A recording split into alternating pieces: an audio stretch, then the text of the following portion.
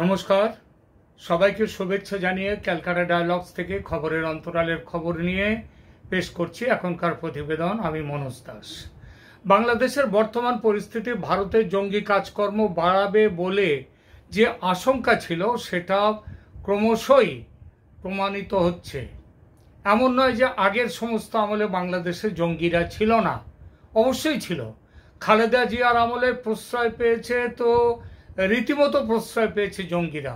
2004 সালে চট্টগ্রাম বন্দর থেকে 10 ট্রাক অস্ত্র ধরা পড়েছিল, এই খবর হয়তো আপনাদের মনে আছে। বিপুল পরিমাণ অস্ত্র, যার বাজার দর সেই সময় ছিল 27,000 কোটি টাকা। এই ঘটনায় জড়িত বাংলাদেশ প্রশাসন বিষয়টিতে নিজেদের যোগাযোগ এড়িয়ে যাওয়ার অনেক চেষ্টা করেছিল, পারেনি যে তার প্রমাণ সেই মামলায় আসামিদের লিস্ট দেখলেই বোঝা যায়। আসামি ছিল বিএনপি জামাতের বেশ কিছু নেতা, যেমন বাংলাদেশের সাবেক শিল্পমন্ত্রী ও জামাতের আমির মতিউর রহমান নিজামী, তিনি ছিলেন। এছাড়া ছিলেন সাবেক স্বরাষ্ট্র প্রতিমন্ত্রী লুৎফুজ্জামান বাবর। এইসব নেতাদের ছাড়াও আরো অনেকে ছিল, এরা দুজন বড় নেতার কথা বললাম। এইসব নেতাদের সঙ্গে ছিল সদ্য অবসরপ্রাপ্ত সেনাবাহিনীর বেশ কিছু অফিসার, যেমন major general Rezzakul Haider Chowdhury, brigadier general Abdur Rahim, wing commander Shahabuddin Ahmed, major Liaquat Hossain, field officer Akbar Hossain, এইরকম অনেকেই। এছাড়া যুক্ত ছিল শিল্প মন্ত্রণালয়ের সাবেক সচিব নুরুল আমিন সমেত বেশ কিছু সরকারি অফিসার। অর্থাৎ জঙ্গিদের প্রশ্রয় দিত রাষ্ট্রীয়ভাবে বাংলাদেশের সরকার ও বাংলাদেশের সেনাবাহিনী। এটা প্রমাণিত হয়েছিল, বিচারে কয়েকজনের ফাঁসিও হয়েছিল। শেখ হাসিনার গত 16 বছরের শাসনে বাংলাদেশের এই ভারত বিরোধী রাষ্ট্রীয় মদতপুষ্ট যে জঙ্গিবাদ, সেটা বন্ধ হয়। তবে সরকারি প্রশ্রয় ছাড়া বিভিন্ন জঙ্গি সংগঠনের নিজস্ব উদ্যোগে কিছু পরিমাণ জঙ্গি ভারতে তাদের নাশকতা চালাতে থাকে। এই ব্যাপারে তাদের সাহায্য মেলে ভারতেরও বিভিন্ন রাজনৈতিক দলের কাছ থেকে। এই জঙ্গিরা তাদের সন্ত্রাসবাদী কাজকর্মের গায়ে ধর্মীয় পরিচয় এঁটে রাখত। ফলে ধর্মের ভিত্তিতে ভোট পাওয়ার লোভে আমাদের ভারতের রাজনৈতিক দলগুলো জেনে হোক বা না জেনে জঙ্গিদের মদত দিতে তৈরি থাকে এবং দেয়।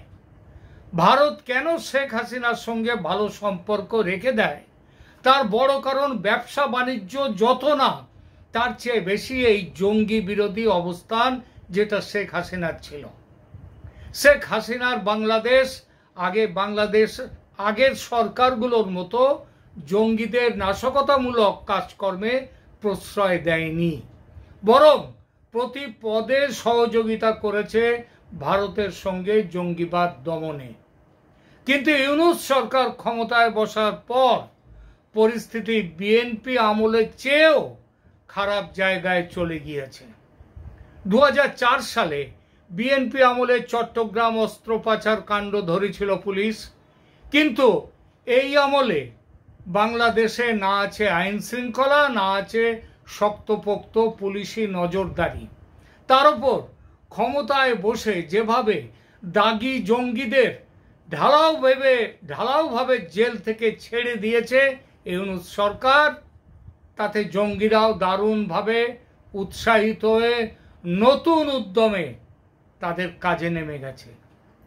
সবচেয়ে বড় কথা, ইউনূসের সরকারের যে মূল চালিকা শক্তি, সেটাই হলো আজকে মৌলবাদী জামাত, হেফাজতে হিজবুলের জঙ্গিরা।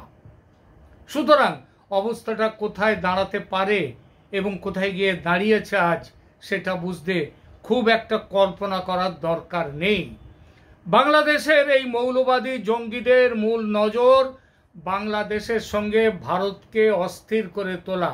এমনকি বেশ কিছু জঙ্গিদের একটা বৃহত্তর বাংলাদেশ, ইসলামিক বাংলাদেশ গঠনেরও একটা পরিকল্পনা আছে, এটাও সবাই জানে। আর সাম্প্রতিক সময়ে জঙ্গিদের কাজকর্ম সেই লক্ষ্যে ভীষণভাবে বেড়ে গিয়েছে। সন্ত্রাসবাদ দমনের জন্য ভারতের বিশেষভাবে তৈরি সংগঠন এনআইএ বা ন্যাশনাল ইনভেস্টিগেটিং এজেন্সি, তাদের যে এখন তৎপরতা দেখা যাচ্ছে এই জঙ্গিদের সমস্ত মডিউলগুলো ধরবার ব্যাপারে, সেটা দেখেই বোঝা যাচ্ছে ভারতে হঠাৎই কিভাবে বেড়ে গেছে এই জঙ্গিবাদ। গত দুদিন ধরে পশ্চিমবঙ্গ, বিহার, ত্রিপুরা, ঝাড়খণ্ড, কর্ণাটক ও জম্মু কাশ্মীরের বেশ কিছু জায়গায় হানা দিয়ে বাংলাদেশ ভিত্তিক আল কায়দা সংগঠনের সঙ্গে যুক্ত জঙ্গিদের বেশ কিছু মডিউলের সন্ধান পাওয়া গেছে। শুধুমাত্র ঝাড়খণ্ডে 17টি জায়গায় অভিযান চালিয়েছে এনআইএ। একইভাবে পশ্চিমবঙ্গ, আসাম, ত্রিপুরা, বিহার এইসব সহ উত্তর ভারতের বেশ কিছু রাজ্যে এই সংগঠনের প্রভাব বিস্তারের প্রমাণ মিলেছে এবং সেখানে এনআইএ, ন্যাশনাল ইনভেস্টিগেটিং এজেন্সি, তারা সেখানে তদন্ত শুরু করে দিয়েছে।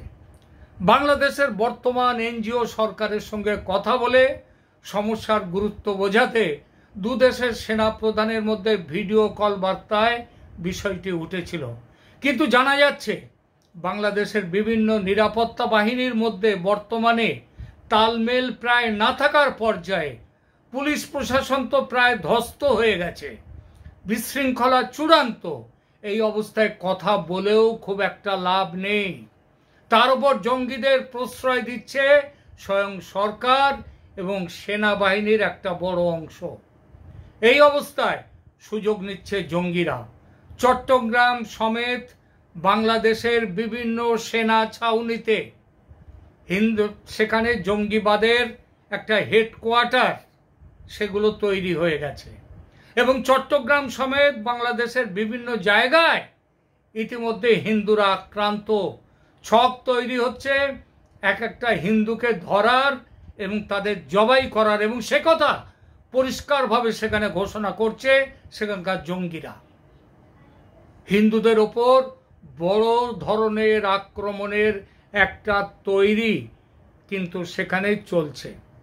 ভারত এখনো দেখেও সব সহ্য করছে, শুধু প্রতিবাদ জানিয়ে যাচ্ছে, মাঝে মাঝে চেষ্টা করছে যাতে সম্পর্কের আরও অবনতি না ঘটে কিংবা যুদ্ধের সম্ভাবনা যাতে এড়ানো যায়। অবশ্য যুদ্ধ করলে খুব বেশিক্ষণ লাগবে না বাংলাদেশকে বসিয়ে দিতে, তাহলেও সেটা যাতে এড়ানো যায় সে চেষ্টা করছে ভারত। বাংলাদেশের বেশ কিছু জঙ্গি ঘাঁটি যেগুলো অদ্ভুতভাবে সেনা ছাউনি, সেনাদের তৎপরতায় যেগুলো চলছে, সেনার সহায়তায় যেগুলো চলছে, সে সম্পর্কে ভারত বাংলাদেশকে তথ্য দিয়েছে। এইসব জঙ্গি ঘাঁটিতে বাংলাদেশের সেনাকর্তাদের নিয়মিত যোগাযোগ এবং তাদের যাওয়া আসা।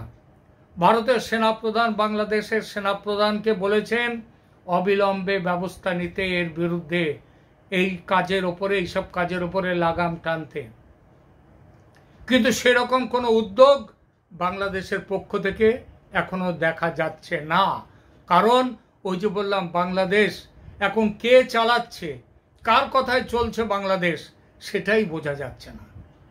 অবস্থার উন্নতি না হলে ভারত বাধ্য হবে ব্যবস্থা নিতে। ব্যবস্থাটা কিরকম? আবার বলছি, ভারত সরাসরি যুদ্ধে জড়াবে না এই মুহূর্তে। তবে করতে পারে কি, বালাকোটে বা উরিতে যেমন করেছিল ভারতীয় সেনাবাহিনী, বাংলাদেশেও তেমন কোনো কোনো জায়গায় হঠাৎ ঝটিকা আক্রমণ হতে পারে।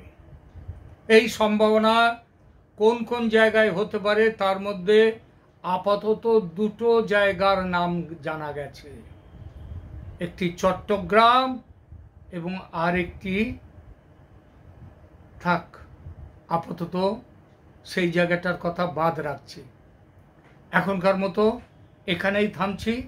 তবে তার আগে বাংলাদেশের শুভবুদ্ধি সম্পন্ন মানুষদের বলি যে আপনারা সরকারের ওপর, সেনার ওপরে চাপ রাখুন